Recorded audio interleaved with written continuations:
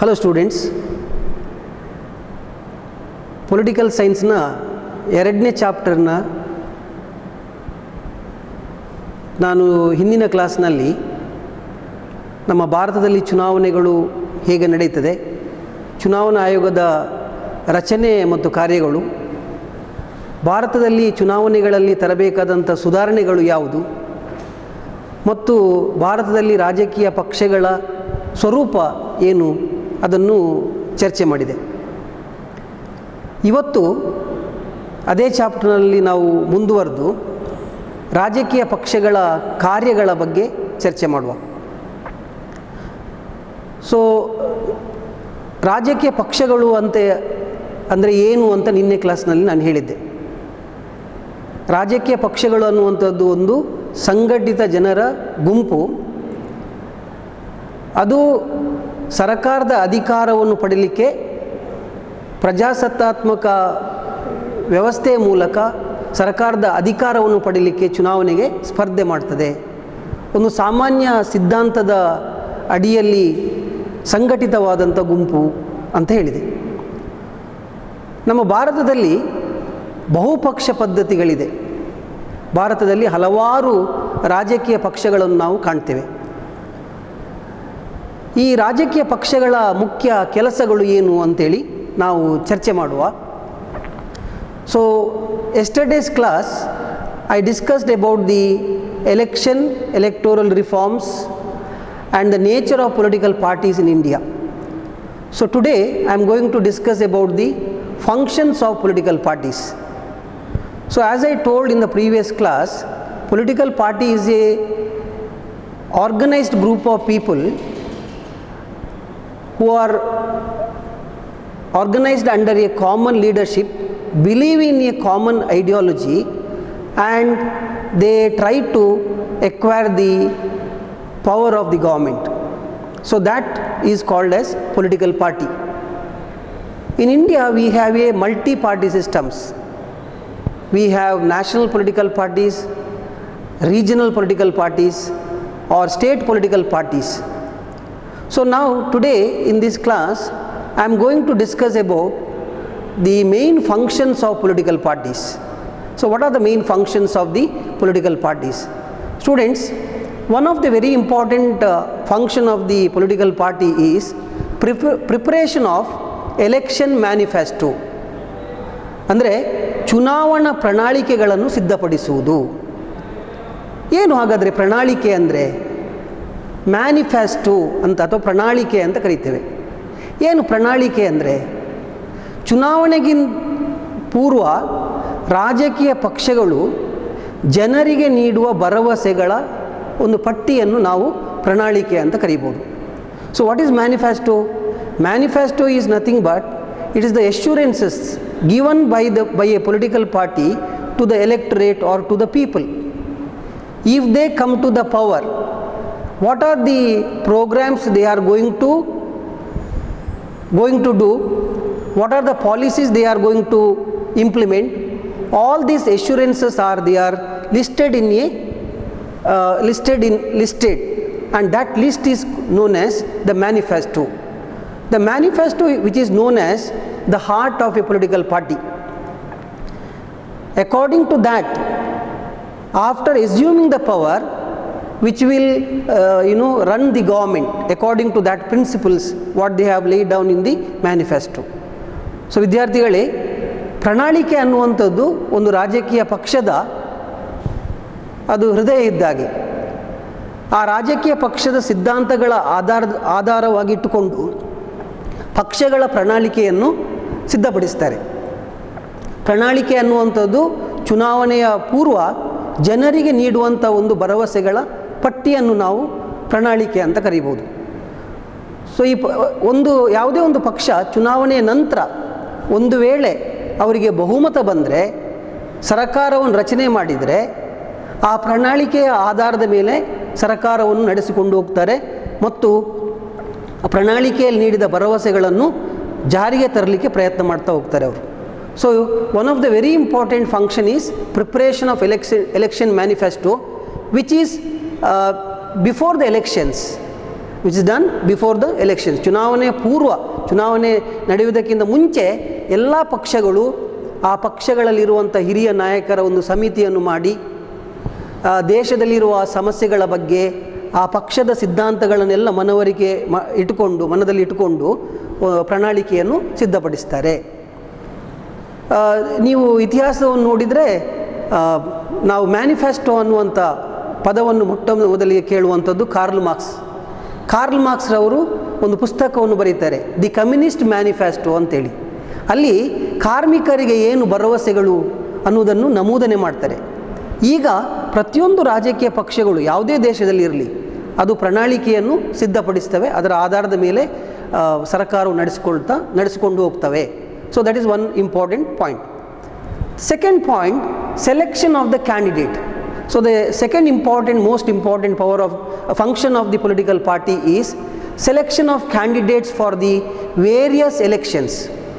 As I mentioned earlier, political parties puts the candidates for the post of president, vice president, or the Lok Sabha members, Rajya Sabha members, or for state legislatures, or even for the local bodies. So when they are selecting the candidates, they should see who is the person most popular in that particular constituency. If they put that particular candidate for the elections, whether he is a winning candidate. So all political parties before the elections in particular constituency, they conduct the surveys and they will find out who is the most popular person in that particular constituency, and they will give the ticket to that particular person. So ವಿದ್ಯಾರ್ಥಿಗಳೇ, ರಾಜಕೀಯ ಪಕ್ಷದ ಎರಡನೇ ಬಹಳ ಮುಖ್ಯವಾದಂಥ ಒಂದು ಕಾರ್ಯ ಏನಂತ ಹೇಳಿದರೆ ಚುನಾವಣೆಗಳಿಗೆ ಅಭ್ಯರ್ಥಿಗಳನ್ನು ಆಯ್ಕೆ ಮಾಡುವಂಥದ್ದು. ನಾನು ಹೇಳಿದಾಗೆ ರಾಜಕೀಯ ಪಕ್ಷಗಳು ಅದರ ಮುಖ್ಯ ಉದ್ದೇಶವೇನಂತ ಹೇಳಿದರೆ ಚುನಾವಣೆಗೆ ಸ್ಪರ್ಧೆ ಮಾಡುವಂಥದ್ದು. ಅದು ಯಾವುದೇ ಸಮಾಜ ಸೇವೆಗಾಗಿ ಸ್ಥಾಪನೆ ಮಾಡಿದಂಥ ಸಂಘಟನೆಗಳಲ್ಲ. ಚುನಾವಣೆಗೆ ಸ್ಪರ್ಧೆ ಮಾಡಿ ಪ್ರಜಾಸತ್ತಾತ್ಮಕ ವ್ಯವಸ್ಥೆಯ ಮೂಲಕ ಸರ್ಕಾರದ ಅಧಿಕಾರವನ್ನು ಪಡೆಯುವುದೇ ಅದರ ಉದ್ದೇಶ. ಅದಕ್ಕೋಸ್ಕರ ಒಂದು ದೇಶದಲ್ಲಿ ಯಾವುದೆಲ್ಲ ಚುನಾವಣೆಗಳಾಗ್ತದೆ ಆ ಚುನಾವಣೆಗಳಿಗೆ ಎಲ್ಲದಕ್ಕೂ ರಾಜಕೀಯ ಪಕ್ಷ ತನ್ನ ಅಭ್ಯರ್ಥಿಗಳನ್ನು ನಿಲ್ಲಿಸ್ತದೆ. ಸೊ ಅಭ್ಯರ್ಥಿಗಳನ್ನು ಸೆಲೆಕ್ಟ್ ಮಾಡೋದಕ್ಕಿಂತ ಮುಂಚೆ ಏನು ಮಾಡ್ತದೆ ಅಂದರೆ, ಒಂದು ರಾಜಕೀಯ ಪಕ್ಷ ಬೇರೆ ಬೇರೆ ಅಂಶಗಳನ್ನು ಪರಿಗಣನೆ ತೆಗೆದುಕೊಳ್ತದೆ. ಅಲ್ಲಿ ಯಾವ ಜಾತಿಯವರು ಹೆಚ್ಚು ಜನ ಇದ್ದಾರೆ, ಅಥವಾ ಧರ್ಮದವರು ಇದ್ದಾರೆ, ಅಥವಾ ಭಾಷೆ ಮಾತನಾಡುವವರು, ಈ ಎಲ್ಲ ಅಂಶಗಳು ಒಂದು ಅಭ್ಯರ್ಥಿಯನ್ನು ಆಯ್ಕೆ ಮಾಡುವಾಗ ಪರಿಣಾಮ ಬೀಳ್ತದೆ.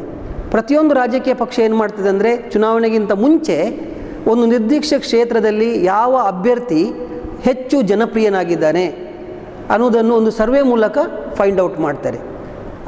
ಆ ಸರ್ವೆಯಲ್ಲಿ ಯಾರಿಗೆ ಹೆಚ್ಚು ಒಂದು ಗೆಲ್ಲುವಂಥ ಸಾಮರ್ಥ್ಯ ಇದೆ ಅಂಥ ಅಭ್ಯರ್ಥಿಗೆ ರಾಜಕೀಯ ಪಕ್ಷ ಟಿಕೆಟನ್ನು ನಿಲ್ಲಿಸಿ ಚುನಾವಣೆಗೆ ನಿಲ್ಲಿಸ್ತಾರೆ. So selection of candidate it is a very important point and function of the political party. ರಾಜಕೀಯ ಪಕ್ಷದ ಬಹಳ ಮುಖ್ಯವಾದ ಒಂದೊಂದು ಕೆಲಸ ಸೆಲೆಕ್ಷನ್ ಮಾಡುವಂಥದ್ದು ಅಭ್ಯರ್ಥಿಗಳನ್ನು. ಒಂದು ವೇಳೆ ಇಲ್ಲಿ ಎಡವಿದರೆ ಚುನಾವಣೆಗಳಲ್ಲಿ ಅವರು ಸೋಲನ್ನು ಅನುಭವಿಸಬೇಕಾಗ್ತದೆ.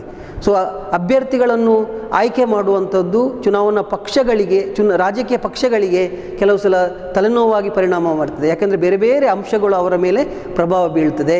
ಜಾತಿ, ಧರ್ಮ, ಭಾಷೆ ಅಥವಾ ಪ್ರಾದೇಶಿಕತೆ, ಇನ್ನೂ ಬೇರೆ ಬೇರೆ ಅಂಶಗಳು ಪ್ರಭಾವ ಬೀಳ್ತದೆ. ಅಂಥ ಸಂದರ್ಭದಲ್ಲಿ ಅವರು ಬಹಳ ಸೂಕ್ಷ್ಮವಾಗಿ ಎಲ್ಲವನ್ನು ಪರಿಶೀಲನೆ ಮಾಡಿ ಅಭ್ಯರ್ಥಿಗಳನ್ನು ಆಯ್ಕೆ ಮಾಡಬೇಕಾಗ್ತದೆ. ಮೂರನೇ ಬಹಳ ಮುಖ್ಯವಾದಂಥ ಒಂದು ಕಾರ್ಯ ಏನಂತ ಹೇಳಿದರೆ, ರಾಜಕೀಯ ಪಕ್ಷದ ಕಾರ್ಯ ಏನಂತ ಹೇಳಿದರೆ ಪೊಲಿಟಿಕಲ್ ಎಜುಕೇಷನ್ ಆ್ಯಂಡ್ ಅವೇರ್ನೆಸ್. ರಾಜಕೀಯ ಶಿಕ್ಷಣ ಮತ್ತು ಅರಿವು. ರಾಜಕೀಯ ಶಿಕ್ಷಣ ಅಂದರೆ ಏನು ನೋಡಿ, ಒಂದು ದೇಶದ ರಾಜಕೀಯ ವ್ಯವಸ್ಥೆಯಲ್ಲಿ ಬೇರೆ ಬೇರೆ ರಾಜಕೀಯ ಚಟುವಟಿಕೆಗಳು ನಡೀತದೆ. ಅದು ಚುನಾವಣೆಗಳಿರ್ಬೋದು, ಚುನಾವಣಾ ಪ್ರಚಾರ ಇರಬಹುದು, ಸರ್ಕಾರದ ಬೇರೆ ಬೇರೆ ಕಾಯ್ದೆಗಳನ್ನು ಜನರ ಅಭಿಪ್ರಾಯಕ್ಕೆ ಹಾಕುವಂಥದ್ದು ಇರಬಹುದು. ಹೀಗೆ ಬೇರೆ ಬೇರೆ ಪ್ರಕ್ರಿಯೆಗಳು ನಡೀತದೆ. ಜನ ಅದರ ಬಗ್ಗೆ ಎಲ್ಲ ಅರಿತುಕೊಳ್ಬೇಕಾಗ್ತದೆ. ಈಗ ಯಾವ ಪಕ್ಷದ ಅಭ್ಯರ್ಥಿಗೆ ವೋಟ್ ಮಾಡಬೇಕು, ನಾನು ಮತದಾನ ಹಾಕಬೇಕು ಅನ್ನೋದನ್ನು ನಿರ್ಧಾರ ಮಾಡಬೇಕಾದ್ರೆ ಒಬ್ಬ ಮತದಾರ ಆತ ಅಭ್ಯರ್ಥಿಯ ಹಿನ್ನೆಲೆಯನ್ನು ಪರಿಶೀಲನೆ ಮಾಡಬೇಕಾಗ್ತದೆ, ಪಕ್ಷದ ಸಿದ್ಧಾಂತಗಳನ್ನು ಅರಿತುಕೊಳ್ಬೇಕಾಗ್ತದೆ, ಪಕ್ಷ ಅಧಿಕಾರಕ್ಕೆ ಬಂದರೆ ಏನು ಮಾಡಬಹುದು ಅನ್ನೋದನ್ನು ತಿಳ್ಕೊಳ್ಬೇಕಾಗ್ತದೆ. ಅದಕ್ಕೆ ನಾನು ಹೇಳಿದೆ ಮ್ಯಾನಿಫೆಸ್ಟೋ. ಪ್ರಣಾಳಿಕೆ ಅನ್ನುವಂಥದ್ದು ಒಬ್ಬ ಮತದಾರ ನಿಜವಾಗಿಯೂ ಅವನಿಗೆ ರಾಜಕೀಯದಲ್ಲಿ ಆಸಕ್ತಿ ಇದ್ದವ, ಆತ ಒಂದು ರಾಜಕೀಯ ಪಕ್ಷದ ಪ್ರಣಾಳಿಕೆಯನ್ನು ಸರಿಯಾಗಿ ಅರಿತುಕೊಂಡು ಅಭ್ಯರ್ಥಿಗೆ ವೋಟ್ ಮಾಡ್ತಾನೆ. ಸೊ ಇದನ್ನೆಲ್ಲ ರಾಜಕೀಯ ಪಕ್ಷಗಳು ಏನು ಮಾಡ್ತದೆ ಅಂದರೆ ಚುನಾವಣಾ ಪೂರ್ವವಾಗಿ ಪ್ರಚಾರಗಳನ್ನು ಮಾಡೋದರ ಮೂಲಕ ದೇಶದ ಪ್ರಸ್ತುತ ಸಮಸ್ಯೆಗಳ ಬಗ್ಗೆ ಜನರಿಗೆ ಅರಿವುಗಳನ್ನು ಮೂಡಿಸುವುದರ ಮೂಲಕ, ಅದು ಸಭೆ ಸಮಾರಂಭಗಳಿರ್ಬೋದು, ರ್ಯಾಲಿಗಳಿರ್ಬೋದು, ಅಥವಾ ಸಾರ್ವಜನಿಕ ಸ್ಥಳಗಳಲ್ಲಿ ಭಾಷಣಗಳನ್ನಿರ್ಬೋದು, ಅಥವಾ ನಮ್ಮ TV, ರೇಡಿಯೋ, ಅಥವಾ ಈಗಿನ ಸಾಮಾಜಿಕ ಜಾಲತಾಣಗಳೇನಿದೆ, ಅದು ವಾಟ್ಸಪ್ ಇರ್ಬೋದು, ಫೇಸ್ಬುಕ್ ಇರ್ಬೋದು, ಟ್ವಿಟ್ಟರ್ ಇರ್ಬೋದು, ಇನ್ಸ್ಟಾಗ್ರಾಮ್ ಇರ್ಬೋದು, ಇದರಲ್ಲೆಲ್ಲ ಪ್ರಚಾರಗಳನ್ನು ಮಾಡೋದರ ಮೂಲಕ ರಾಜಕೀಯ ಅರಿವನ್ನು ಮೂಡಿಸ್ತದೆ, ಜನರಲ್ಲಿ ಒಂದು ರೀತಿಯಾದಂಥ ರಾಜಕೀಯ ಪ್ರಜ್ಞೆಯನ್ನು ಮೂಡಿಸ್ತದೆ. ಜನರು ಸರ್ಕಾರದ ಆಗುಹೋಗುಗಳಲ್ಲಿ ಸಕ್ರಿಯವಾಗಿ ಭಾಗವಹಿಸುವ ಹಾಗೆ ನೋಡಿಕೊಳ್ತದೆ. ಆಡಳಿತ ಪಕ್ಷ ಅದು ಏನು ಮಾಡ್ತದೆ ಅಂತ ಹೇಳಿದರೆ, ಸರ್ಕಾರದ ಕಾಯ್ದೆಗಳನ್ನು ಜನರಿಗೆ ಪ್ರಚಾರದ ಮೂಲಕ, ದಿನಪತ್ರಿಕೆಗಳಲ್ಲಿ ಜಾಹೀರಾತುಗಳನ್ನು ನೀಡುವುದರ ಮೂಲಕ ರಾಜ್ಯಕ್ಕೆ ಶಿಕ್ಷಣವನ್ನು ನೀಡುವುದು. ವಿರೋಧ ಪಕ್ಷ ಆದರೆ ಸಭೆ ರ್ಯಾಲಿಗಳನ್ನು ನಡೆಸುವುದರ ಮೂಲಕ ಜನರಲ್ಲಿ ಜಾಗೃತಿಯನ್ನು ಮೂಡಿಸ್ತದೆ. ಸೊ ಇದು ಬಹಳ ಮುಖ್ಯವಾದಂಥ ಕೆಲಸ. ಚುನಾವಣೆಯ ಮೊದಲು ಮಾಡ್ತದೆ, ಚುನಾವಣೆ ನಂತರ ಅಧಿಕಾರಕ್ಕೆ ಬಂದರೆ ಆಡಳಿತ ಪಕ್ಷ ಸರ್ಕಾರದ ಕಾರ್ಯಕ್ರಮಗಳ ಬಗ್ಗೆ ರಾಜಕೀಯ ಶಿಕ್ಷಣ ನೀಡಿದರೆ, ವಿರೋಧ ಪಕ್ಷ ಸರ್ಕಾರ ಎಲ್ಲಿಯಾದರೂ ತಪ್ಪು ದಾರಿಯಲ್ಲಿ ಹೋಗ್ತಾ ಇದ್ದರೆ ಅದನ್ನು ಟೀಕೆ ಮಾಡೋದರ ಮೂಲಕ, ಸಾರ್ವಜನಿಕ ರ್ಯಾಲಿಗಳನ್ನು ನಡೆಸುವುದರ ಮೂಲಕ ಜನರಲ್ಲಿ ಜಾಗೃತಿಯನ್ನು ಮೂಡಿಸುವಂತಹ, ಜನರಿಗೆ ಅರಿವನ್ನು ಮೂಡಿಸುವಂಥ, ಶಿಕ್ಷಣವನ್ನು ಕೊಡುವಂಥ ಕೆಲಸವನ್ನು ಮಾಡ್ತದೆ. The next important function of the political party is to contest elections. ಇನ್ನೊಂದು ಬಹಳ ಮುಖ್ಯವಾದ ಕಾರ್ಯ ಏನಂತ ಹೇಳಿದರೆ ಚುನಾವಣೆಗಳಿಗೆ ಸ್ಪರ್ಧೆ ಮಾಡುವಂಥದ್ದು. ಸೊ ನಾನು ಹೇಳಿದೆ, ದೇಶದ ಯಾವುದೆಲ್ಲ ಚುನಾವಣೆಗಳು ಬರ್ತದೆ, ಅದು ಲೋಕಸಭೆ, ರಾಜ್ಯಸಭೆ, ವಿಧಾನಸಭೆ, ವಿಧಾನ ಪರಿಷತ್, ಅಥವಾ ಸ್ಥಳೀಯ ಸರ್ಕಾರಗಳಿರ್ಬೋದು, ಗ್ರಾಮೀಣ ಸ್ಥಳೀಯ ಸರ್ಕಾರ, ಅಥವಾ ನಗರ ಸ್ಥಳೀಯ ಸರ್ಕಾರಗಳ ಬಗ್ಗೆ ಸರ್ಕಾರಕ್ಕೆ ಏನು ಚುನಾವಣೆಗಳಾಗ್ತದೆ, ಆ ಎಲ್ಲ ಚುನಾವಣೆಗಳಿಗೂ ರಾಜಕೀಯ ಪಕ್ಷ ಸ್ಪರ್ಧೆ ಮಾಡ್ತದೆ. ಸ್ಪರ್ಧೆ ಮಾಡುವಾಗ ತಮ್ಮ ಅಭ್ಯರ್ಥಿಗಳು ನಿಲ್ಲಿಸ್ತದೆ. ತನ್ನ ಪಕ್ಷದ ಅಧಿಕೃತ ಅಭ್ಯರ್ಥಿಗೆ ಅವರು ನಾಮಿನೇಷನ್ ಪೇಪರ್ ಅಥವಾ ನಾಮಪತ್ರ ಹಾಕುವಾಗ B ಸರ್ಟಿಫಿಕೇಟ್ ಅಂತೇಳಿ ಕೊಡಬೇಕು. ಸೊ ಯಾವ certificate? A political party it must give B certificate. ಯಾವ ಕ್ಯಾಂಡಿಡೇಟ್ಗೆ ಒಂದು ಪಕ್ಷ B ಸರ್ಟಿಫಿಕೇಟ್ ನೀಡ್ತದ, ಆ ಅಭ್ಯರ್ಥಿ ಆತ ಪಕ್ಷದ ಅಧಿಕೃತ ಅಭ್ಯರ್ಥಿ ಆಗ್ತಾನೆ. ಯಾರು B ಸರ್ಟಿಫಿಕೇಟ್ ಇಲ್ಲದೆ ಒಬ್ಬ ನಾಮಪತ್ರ ಸಲ್ಲಿಕೆ ಮಾಡಿದರೆ ಅವ ಬಂಡಾಯ ಅಭ್ಯರ್ಥಿ ಆಗ್ತಾನೆ, ಅವ ಪಕ್ಷದ ಅಧಿಕೃತ ಅಭ್ಯರ್ಥಿ ಆಗುವುದಿಲ್ಲ. ಸೊ ಇದು ರಾಜಕೀಯ ಪಕ್ಷಗಳು ಚುನಾವಣೆಯ ಸಂದರ್ಭದಲ್ಲಿ ನಾಮಪತ್ರ ಸಲ್ಲಿಸುವಾಗ ನಾಮಪತ್ರದ ಒಟ್ಟಿಗೆ ಒಬ್ಬ ಅಭ್ಯರ್ಥಿಗೆ B ಸರ್ಟಿಫಿಕೇಟನ್ನು ಕೊಡಬೇಕಾಗ್ತದೆ ಮತ್ತು ಚುನಾವಣೆಗೆ ಸ್ಪರ್ಧೆ ಮಾಡ್ತದೆ. ರಾಷ್ಟ್ರಪತಿಯಿಂದ ಹಿಡಿದು ಒಂದು ಗ್ರಾಮ ಪಂಚಾಯತ್ ಸದಸ್ಯರ ತನಕ ಅವರು ಚುನಾವಣೆಗೆ ಅಭ್ಯರ್ಥಿಗಳು ನಿಲ್ಲಿಸ್ತಾರೆ, ಚುನಾವಣೆಯ ಸಂದರ್ಭದಲ್ಲಿ ಪ್ರಚಾರಗಳನ್ನು ಮಾಡ್ತಾರೆ, ಜನರಲ್ಲಿ ಅರಿವನ್ನು ಮೂಡಿಸ್ತಾರೆ. So that is important. Next important function is formation of the government. So after the elections what happens? After the elections, if any one political party gets the absolute majority in the legislative assembly or in the house of the people, that party which forms the government. ಚುನಾವಣೆ ನಂತರ ಚುನಾವಣೆಯಲ್ಲಿ ಯಾವ ಪಕ್ಷಕ್ಕೆ ಬಹುಮತ ಬರ್ತದ, ಬಹುಮತ ಬಂದಂಥ ಪಕ್ಷ ಅದು ಆಡಳಿತ ಪಕ್ಷವಾಗ್ತದೆ. ಸರ್ಕಾರವನ್ನು ನಡೆಸಲಿಕ್ಕೆ ರಾಷ್ಟ್ರಪತಿಯವರಿಗೆ ಮೊರೆ ಹೋಗ್ತದೆ, ಸರ್ಕಾರವನ್ನು ರಚನೆ ಮಾಡ್ತಾರೆ. ಬಹುಮತ ಬಂದಂಥ ಪಕ್ಷದ ನಾಯಕ ಪ್ರಧಾನಮಂತ್ರಿ ಮತ್ತು ಮಂತ್ರಿಮಂಡಲವನ್ನು ಆಯ್ಕೆ ಮಾಡ್ತಾರೆ. ರಾಜ್ಯದಲ್ಲಿ ಆದರೆ ಮುಖ್ಯಮಂತ್ರಿ ಮತ್ತು ಮಂತ್ರಿಮಂಡಲವನ್ನು ಆಯ್ಕೆ ಮಾಡ್ತಾರೆ. ಸೊ ಚುನಾವಣೆಯಲ್ಲಿ ಯಾವ ಪಕ್ಷ ಗೆದ್ದಂಥ ಪಕ್ಷ ಅದು ಆಡಳಿತ ಪಕ್ಷ ಆಗ್ತದೆ, ಸೋತಂಥ ಪಕ್ಷಗಳು ಅದು ವಿರೋಧ ಪಕ್ಷವಾಗಿ ಕೆಲಸ ಮಾಡ್ತವೆ. ಸೊ ಪ್ರಜಾಪ್ರಭುತ್ವದಲ್ಲಿ ಹೇಗೆ ಆಡಳಿತ ಪಕ್ಷ ಬಹಳ ಪ್ರಮುಖವಾದಂಥ ಪಾತ್ರವನ್ನು ವಹಿಸ್ತದೋ ಅದೇ ರೀತಿ ವಿರೋಧ ಪಕ್ಷಗಳು ಸಹ ಬೇಕಾಗ್ತದೆ. ವಿರೋಧ ಪಕ್ಷಗಳನ್ನು ನಾವು ಪ್ರಜಾಪ್ರಭುತ್ವದ ಕಾವಲು ನಾಯಿಗಳು ಅಂತ ಕರಿತೇವೆ. It's called as watch dogs.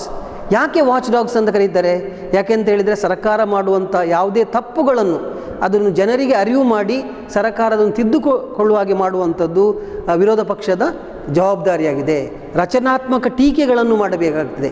ಎಲ್ಲೆಲ್ಲ ಸರ್ಕಾರವನ್ನು ಎಚ್ಚರಿಸಬೇಕು ಆ ಎಚ್ಚರಿಸುವಂಥ ಕೆಲಸವನ್ನು ವಿರೋಧ ಪಕ್ಷಗಳು ಮಾಡ್ತಾ ಇರ್ತದೆ. ಸೊ ಬರೀ ತಪ್ಪುಗಳನ್ನು ಮಾತ್ರ ಕಂಡುಹುಡುಕುವುದಲ್ಲ, ಒಂದು ವೇಳೆ ಸರ್ಕಾರ ಒಳ್ಳೆಯ ಕೆಲಸಗಳನ್ನು ಮಾಡಿದರೆ ಅದನ್ನು ಎಪ್ರಿಷಿಯೇಟ್ ಮಾಡುವಂಥ ಗುಣ ಸಹ ವಿರೋಧ ಪಕ್ಷಗಳು ಹೊಂದಬೇಕಾಗ್ತದೆ. ನಮ್ಮ ದೇಶ ಈಗ ಏನು ಕೋವಿಡ್-19 ಈ ಒಂದು ಮಹಾಮಾರಿಯಿಂದ ನೋಡಿ ದೇಶ ಬಳಲ್ತಿರುವಾಗ ವಿರೋಧ ಪಕ್ಷಗಳು ಕೇವಲ ಟೀಕೆ ಮಾಡೋದಕ್ಕೋಸ್ಕರ ಮಾತ್ರ ಟೀಕೆ ಮಾಡೋದಲ್ಲ, ಸರ್ಕಾರಕ್ಕೆ ಸೂಕ್ತ ಸಲಹೆಗಳನ್ನು ಕೊಟ್ಟು ಸರ್ಕಾರ ಏನು ಕ್ರಮಗಳನ್ನು ತೆಗೊಳ್ಬೇಕು ಅನ್ನೋದರ ಬಗ್ಗೆ ಅರಿವನ್ನು ಮೂಡಿಸಬೇಕಾಗ್ತದೆ, ಅಥವಾ ಸರ್ಕಾರದಲ್ಲಿ ಜಾಗೃತಿಯನ್ನು ಮೂಡಿಸಬೇಕಾಗ್ತದೆ. ಸೊ ಇದು ವೆರಿ ಇಂಪಾರ್ಟೆಂಟ್. ಸೊ ಇಲ್ಲಿ ಫಾರ್ಮೇಷನ್ ಆಫ್ ಗೌರ್ಮೆಂಟ್ ಅಂತ ಹೇಳಿದೆ. It has to form the government after the elections. ಇನ್ನೊಂದು ಬಹಳ ಮುಖ್ಯವಾದ ಕಾರ್ಯ ರಾಜಕೀಯ ಪಕ್ಷ, ಇನ್ನೊಂದು ಬಹಳ ಮುಖ್ಯವಾದ ಕಾರ್ಯ ಏನಂತ ಹೇಳಿದರೆ act as A opposition party. ನಾನು ಈಗ ಹೇಳಿದೆ, ಚುನಾವಣೆಯಲ್ಲಿ ಸೋತಂಥ ಪಕ್ಷಗಳು ವಿರೋಧ ಪಕ್ಷಗಳಾಗಿ ನಿರ್ವಹಣೆ ಮಾಡ್ತದೆ. ಅದರಲ್ಲಿ ವಿರೋಧ ಪಕ್ಷಗಳಲ್ಲಿ ಅತ್ಯಂತ ಹೆಚ್ಚು ಸ್ಥಾನ ಪಡೆದಂತಹ ಪಕ್ಷ ಅಧಿಕೃತವಾದಂಥ ವಿರೋಧ ಪಕ್ಷ ಆಗ್ತದೆ ಮತ್ತು ಅದರ ನಾಯಕ ವಿರೋಧ ಪಕ್ಷದ ನಾಯಕರಾಗಿ ಕೆಲಸ ಮಾಡ್ತಾರೆ. ಒಂದು ದೇಶದಲ್ಲಿ ಪ್ರಧಾನಮಂತ್ರಿಗೆ ಅಥವಾ ಮುಖ್ಯಮಂತ್ರಿಗೆ ಒಂದು ರಾಜ್ಯದಲ್ಲಿ ಎಷ್ಟು ಅವರಿಗೆ ಗೌರವ ಇರ್ತದ ಅಷ್ಟೇ ಗೌರವ ವಿರೋಧ ಪಕ್ಷದ ನಾಯಕನಿಗೂ ಇರುತ್ತದೆ. ಯಾಕಂತ ಹೇಳಿದರೆ ವಿರೋಧ ಪಕ್ಷದ ನಾಯಕ ಆತ ಸರ್ಕಾರದ ಆಗು ಹೋಗುಗಳನ್ನು, ಸರ್ಕಾರದ ಕೆಲಸಗಳನ್ನು ಬಹಳ ತೀವ್ರವಾಗಿ ಗಮನಿಸ್ತಾ ಇರ್ತಾರೆ. ಟೀಕೆ ಮಾಡುವಂಥ ಸಂದರ್ಭದಲ್ಲಿ ಟೀಕೆ ಮಾಡ್ತಾರೆ. ಸದನದಲ್ಲಿ ಅಧಿವೇಶನ ಆಗುವಾಗ ಸರ್ಕಾರದ ಗಮನವನ್ನು ಸೆಳೆಯುತ್ತಾರೆ. ಪ್ರಶ್ನೆಗಳನ್ನು ಕೇಳುವುದರ ಮೂಲಕ ಸರ್ಕಾರವನ್ನು ಎಚ್ಚರಿಸ್ತಾ ಇರ್ತಾರೆ. ಸೊ ಇದು ಬಹಳ ಮುಖ್ಯವಾಗಿ ಪ್ರಜಾಪ್ರಭುತ್ವದಲ್ಲಿ ವಿರೋಧ ಪಕ್ಷಗಳು ಖಂಡಿತವಾಗಿಯೂ ಅತಿ ಅಗತ್ಯ. ಯಾಕೆಂದರೆ ಸರ್ಕಾರದ ತಪ್ಪುಗಳನ್ನು ಅದನ್ನು ಜನರಿಗೆ ತೋರಿಸಿ ಸರ್ಕಾರ ಸರಿಯಾದಂಥ ದಾರಿಯಲ್ಲಿ ಹೋಗುವಂತೆ ನೋಡಿಕೊಳ್ಳುವಂಥದ್ದು ವಿರೋಧ ಪಕ್ಷದ ಜವಾಬ್ದಾರಿಯಾಗಿರ್ತದೆ. ನಾವು ನೋಡಿದ್ದೇವೆ ನಮ್ಮ ದೇಶದಲ್ಲಿ ವಿರೋಧ ಪಕ್ಷದ ನಾಯಕರು ಎಷ್ಟು ಸರ್ಕಾರವನ್ನು ಎಚ್ಚರಿಸ್ತಿದ್ರು ಅಂತೇಳಿ. ಅಟಲ್ ಬಿಹಾರಿ ವಾಜಪೇಯಿ ಅಂತವ ನಾಯಕರಿರ್ಬೋದು, ಅಥವಾ ನಮ್ಮ ಕಾಂಗ್ರೆಸ್ನ ಹಲವಾರು ನಾಯಕರುಗಳಿರ್ಬೋದು, ವಿರೋಧ ಪಕ್ಷದಲ್ಲಿ ನಿಂತುಕೊಂಡು ಸರ್ಕಾರದ ತಪ್ಪುಗಳನ್ನು ಎತ್ತಿ ತೋರಿಸ್ತಾ ಇರ್ತಾರೆ. ಸೊ ಅದು ಇಂಪಾರ್ಟೆಂಟ್. ಇನ್ನೊಂದು ಬಹಳ ಮುಖ್ಯವಾದ ಕೆಲಸ ರಾಜಕೀಯ ಪಕ್ಷದ ಇನ್ನೊಂದು ಬಹಳ ಮುಖ್ಯ ಕೆಲಸ ಏನಂತ ಹೇಳಿದರೆ formation of public opinion. Formation of public opinion ಅಥವಾ ಸಾರ್ವಜನಿಕ ಅಭಿಪ್ರಾಯವನ್ನು ರೂಪಿಸುವುದು. ಯಾವುದರ ಬಗ್ಗೆ ಸಹ ಅಭಿಪ್ರಾಯವನ್ನು ಮೂಡಿಸ್ತದೆ ನೋಡಿ. ರಾಜಕೀಯ ಪಕ್ಷಗಳು ಅದೇನು ಮಾಡ್ತದೆ ಅಂದರೆ ಆವಾಗ ಸಾರ್ವಜನಿಕ ರ್ಯಾಲಿಗಳನ್ನು ಮಾಡ್ತದೆ, ಸಭೆ ಸಮಾರಂಭಗಳನ್ನು ಮಾಡ್ತದೆ, ಅಥವಾ ಪ್ರಚಾರಗಳನ್ನು ಮಾಡ್ತದೆ. ಸೊ ಇದರ ಮೂಲಕ ಸರ್ಕಾರದ ಪರವಾಗಿ ಅಥವಾ ವಿರೋಧವಾಗಿ ಅಭಿಪ್ರಾಯಗಳನ್ನು ರೂಪಿಸ್ತದೆ. ಅದು ಒಂದು ಕಾಯ್ದೆಯ ಬಗ್ಗೆ ಇರಬಹುದು. ನೀವು ಇತ್ತೀಚೆಗೆ ನೋಡಿರ್ಬೋದು, ನಮ್ಮ ಲೋಕಸಭೆಯಲ್ಲಿ ಸಿಟಿಸನ್ಶಿಪ್ ಅಮೆಂಡ್ಮೆಂಟ್ ಆ್ಯಕ್ಟ್ ಪಾಸಾಯಿತು, ಪೌರತ್ವ ಕಾಯ್ದೆ ಪಾಸಾಯಿತು. ಆ ಪೌರತ್ವ ಕಾಯ್ದೆ ಪಾಸಾದಾಗ ಅದಕ್ಕೆ ಎಷ್ಟು ಪರವಾದ ಅಭಿಪ್ರಾಯಗಳು ಬಂತು, ಎಷ್ಟು ವಿರೋಧವಾದಂಥ ಅಭಿಪ್ರಾಯಗಳು ಬಂತು ಅನ್ನೋದನ್ನು ನೀವು ಗಮನಿಸಿದ್ದೀರಾ. ಸೊ ಸರ್ಕಾರದ ಕಾಯ್ದೆಗಳ ಬಗ್ಗೆ, ಸರ್ಕಾರದ ಕಾನೂನುಗಳ ಬಗ್ಗೆ, ಸರ್ಕಾರದ ಕಾರ್ಯಕ್ರಮಗಳ ಬಗ್ಗೆ ಜನರಲ್ಲಿ ಅಭಿಪ್ರಾಯವನ್ನು ಮೂಡಿಸಿ ಅದನ್ನು ಸರ್ಕಾರದ ಗಮನಕ್ಕೆ ತರ್ತದೆ. So political party it acts like a link between the public and government. So ರಾಜಕೀಯ ಪಕ್ಷಗಳು ಹೇಗಿರ್ತದೆ ಅಂತ ಹೇಳಿದರೆ, ಒಂದು ಜನರ ಮತ್ತು ಸರ್ಕಾರದ ಮಧ್ಯೆ ಕೊಂಡಿಯಾಗಿ ಕೆಲಸ ಮಾಡ್ತದೆ, ಒಂದು ಸೇತುವೆಯಾಗಿ ಕೆಲಸ ಮಾಡ್ತದೆ. The next important function is that only the political party is A bridge between government and people. ಜನರ ಮತ್ತು ಸರ್ಕಾರದ ಮಧ್ಯೆ ಒಂದು ಸೇತುವೆಯಾಗಿ ಕೆಲಸ ನಿರ್ವಹಣೆ ಮಾಡ್ತದೆ. ಸಾರ್ವಜನಿಕ ಕುಂದುಕೊರತೆಗಳೇನಿದೆ ಆ ಕುಂದುಕೊರತೆಗಳನ್ನು ಸರ್ಕಾರದ ಗಮನಕ್ಕೆ ತರುವಂಥದ್ದು ವಿರೋಧ ಪಕ್ಷಗಳ ಕರ್ತವ್ಯವಾಗಿರುತ್ತದೆ. ಸದನದ ಅಧಿವೇಶನಗಳಾಗುವಾಗ ನಾವು ನೋಡಿದ್ದೇವೆ, ಪ್ರಶ್ನೋತ್ತರ ವೇಳೆ ಅಂತಿರ್ತದೆ, ಗಮನ ಸೆಳೆಯುವ ಗೊತ್ತುವಳಿ ಅಂತಿರ್ತದೆ, ಅವಿಶ್ವಾಸ ಗೊತ್ತುವಳಿ ಅಂತಿರ್ತದೆ. ಇಂಥ ಸಂದರ್ಭಗಳನ್ನೆಲ್ಲ ಬಳಸಿಕೊಂಡು ವಿರೋಧ ಪಕ್ಷ ಸರ್ಕಾರದ ಗಮನವನ್ನು ಸೆಳೆಯಬೇಕಾಗ್ತದೆ. So the political party which creates public opinion and also act like a link between government and people. Next important function of the political party is promotes national interest. ಇನ್ನೊಂದು ಬಹಳ ಮುಖ್ಯವಾದಂತಹ ರಾಜಕೀಯ ಪಕ್ಷದ ಕಾರ್ಯ ಅಂತ ಹೇಳಿದರೆ ರಾಷ್ಟ್ರೀಯ ಹಿತಾಸಕ್ತಿಯ ರಕ್ಷಣೆ ಮಾಡುವಂಥದ್ದು, ನಮ್ಮ ದೇಶದ ಹಿತಾಸಕ್ತಿಯನ್ನು ರಕ್ಷಣೆ ಮಾಡುವಂಥದ್ದು, ದೇಶ ಯಾವ ಪಕ್ಷವೇ ಇರಬಹುದು, ಆ ಪಕ್ಷದ ಸಿದ್ಧಾಂತಕ್ಕಿಂತ ಹೆಚ್ಚು ಅದು ಅಧಿಕಾರಕ್ಕೆ ಬಂದಾಗ ನಮ್ಮ ರಾಷ್ಟ್ರದ ಹಿತಾಸಕ್ತಿ ಏನಿದೆ ಅದನ್ನು ರಕ್ಷಣೆ ಮಾಡಬೇಕು.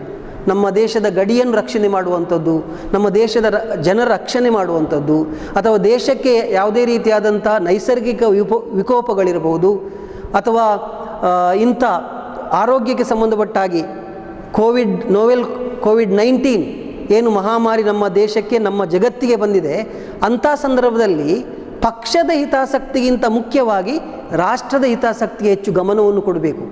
ಜನರನ್ನು ರಕ್ಷಣೆ ಮಾಡುವಂಥದ್ದು, ಜನರನ್ನು ಈ ಮಹಾಮಾರಿಯಿಂದ ಹೇಗೆ ರಕ್ಷಿಸಬಹುದು ಅನ್ನೋದರ ಬಗ್ಗೆ ಹೆಚ್ಚು ಆದ್ಯತೆ ಕೊಟ್ಟು ಅಂಥ ಕಾರ್ಯಕ್ರಮಗಳನ್ನು ರೂಪಿಸಬೇಕು. ರಾಷ್ಟ್ರೀಯ ಹಿತಾಸಕ್ತಿ ಅದು ಯುದ್ಧದ ಸಂದರ್ಭದಲ್ಲಿ ಸಾಮಾನ್ಯ ಪರಿಸ್ಥಿತಿಯಲ್ಲಿರಬಹುದು, ನಮ್ಮ ದೇಶಕ್ಕೆ ಏನಾದರೂ ಗಂಡಾಂತರ ಬಂದಾಗ ಪಕ್ಷ ಭೇದ ಮರೆತು ನಾನು ಆಡಳಿತ ಪಕ್ಷ, ನಾನು ವಿರೋಧ ಪಕ್ಷ, ನಂದು ವಿರೋಧ ಪಕ್ಷದ ಟೀಕೆ ಮಾಡೋದು ಮಾತ್ರ ನಂದು ಕೆಲಸ ಅಂಥೇಳಿ ಸರ್ಕಾರ ಒಳ್ಳೆ ಕೆಲಸಗಳನ್ನು ಮಾಡ್ತಾ ಇದ್ದರೂ ಸಹ ಟೀಕೆ ಮಾಡ್ತಾ ಇರುವುದಲ್ಲ. ಅಂಥ ಸಂದರ್ಭದಲ್ಲಿ ಸರ್ಕಾರದೊಡನೆ ಪ್ರತಿಸ್ಪಂದಿಸಬೇಕು, ವಿರೋಧ ಪಕ್ಷ ಪ್ರತಿಸ್ಪಂದಿಸಬೇಕು, ಸಹಕಾರವನ್ನು ನೀಡಬೇಕು. When there is a crisis, national crisis, the opposition parties it is not keeping on criticising the government. Instead of that they should give the proper advice to the government how they can tackle the problem. During the crisis time, the opposition parties, they should join hands with the ruling party to solve the problem instead of criticizing the government. So that is a very important function of the opposition, the political party in a democratic government. So promotes national interest. ಇನ್ನೊಂದು ಬಹಳ ಮುಖ್ಯವಾದ ಕಾರ್ಯ ಯಾವುದು ಅಂತ ಹೇಳಿದರೆ formation of public opinion. ಇನ್ನೊಂದು ಬಹಳ ಮುಖ್ಯವಾದ ಕೆಲಸ ಅಂತ ಹೇಳಿದರೆ ರಾಜಕೀಯ ಪಕ್ಷದ್ದು ಸಾರ್ವಜನಿಕ ಅಭಿಪ್ರಾಯವನ್ನು ರೂಪಿಸುವಂಥದ್ದು. ಸಾರ್ವಜನಿಕ ಅಭಿಪ್ರಾಯವನ್ನು ರೂಪಿಸುವಂಥದ್ದು ಏನು ಸಾರ್ವಜನಿಕ ಅಭಿಪ್ರಾಯ ರೂಪಿಸುವುದು?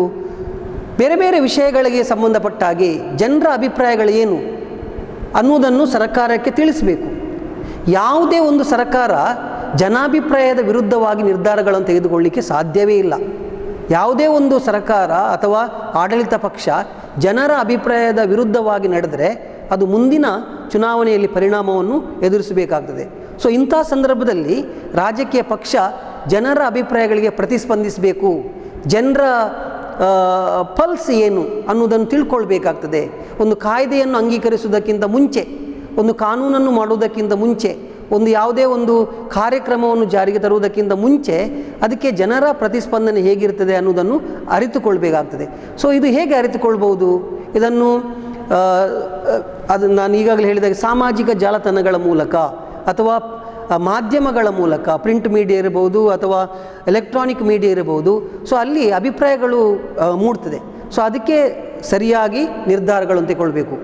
ಸೊ ಒಂದು ಸರ್ಕಾರ ಕೇವಲ ಆಂತರಿಕ ವಿಷಯಗಳಿಗೆ ಸಂಬಂಧಪಟ್ಟ ಹಾಗೆ ಮಾತ್ರ ಅಲ್ಲ, ಈವನ್ ಬಾಹ್ಯ ವಿಷಯಕ್ಕೆ ಸಂಬಂಧಪಟ್ಟ ಬೇರೆ ದೇಶಗಳಲ್ಲಿ ನಾವು ಸಂಬಂಧಗಳನ್ನು ಮಾಡುವಾಗ ಯಾವ ರೀತಿಯಾದಂಥ ನೀತಿ ನಿಯಮಗಳನ್ನು ಅನುಸರಿಸಬೇಕು ಅನ್ನುವುದನ್ನು ಸಹ ಜನಾಭಿಪ್ರಾಯದ ಆಧಾರದ ಮೇಲೆ ನಿರ್ಧಾರಗಳನ್ನು ತೆಗೆದುಕೊಳ್ಬೇಕು. So this is the important functions of political parties. So students, please remember, this is A very important topic even in the point of examinations. Many time this particular topic is asked for 10 marks and also for 5 marks. So please remember, these are the very important functions of the political parties. So once again I recall the points. So the important functions of the political parties are: one is preparation of election manifesto, the second one is selection of the candidate, the next one is political education and awareness, then the next one to contest elections, and the next point formation of the government, the next point is acting as a opposition party, the next point is formation of public opinion, and the next point bridge between government and people. A political party it act like a bridge, link between government and people. The next point is promotes national interest, and the last point is formation of public opinion. So these are called as the functions of the political parties. ವಿದ್ಯಾರ್ಥಿಗಳೇ, ಇದು ಈ ಎರಡನೇ ಪಾಠದಲ್ಲಿ ಈ particular topic ಬಹಳ important. ಯಾಕಂತ ಹೇಳಿದರೆ ಬೇರೆ ಬೇರೆ ಎಕ್ಸಾಮ್ ಇದರಲ್ಲಿ ಇದನ್ನು ಒಂದು ಪ್ರಶ್ನೆಯಾಗಿ ಕೇಳ್ತಾರೆ. ಕೇವಲ ನಮ್ಮ ದ್ವಿತೀಯ PUC ಮಾತ್ರ ಅಲ್ಲ, ನೀವು ಸ್ಪರ್ಧಾತ್ಮಕ ಪರೀಕ್ಷೆಗಳನ್ನು ಬರೆಯುವಾಗಲೂ ಸಹ, ಅದು UPSC ಎಕ್ಸಾಮ್ ಇರ್ಬೋದು ಅಥವಾ KPSC ಎಕ್ಸಾಮ್ ಇರ್ಬೋದು, ಅಲ್ಲಿಯೂ ಸಹ ಇಂಥ ಪ್ರಶ್ನೆಗಳನ್ನು ಕೇಳ್ತಾರೆ. ಸೊ ಇದನ್ನು ನೆನಪಿಟ್ಕೊಳ್ಬೇಕು. ರಾಜಕೀಯ ಪಕ್ಷಗಳ ಕಾರ್ಯಗಳು ಬಹಳ ಮಹತ್ವವಾದಂಥ ಒಂದು ಟಾಪಿಕ್.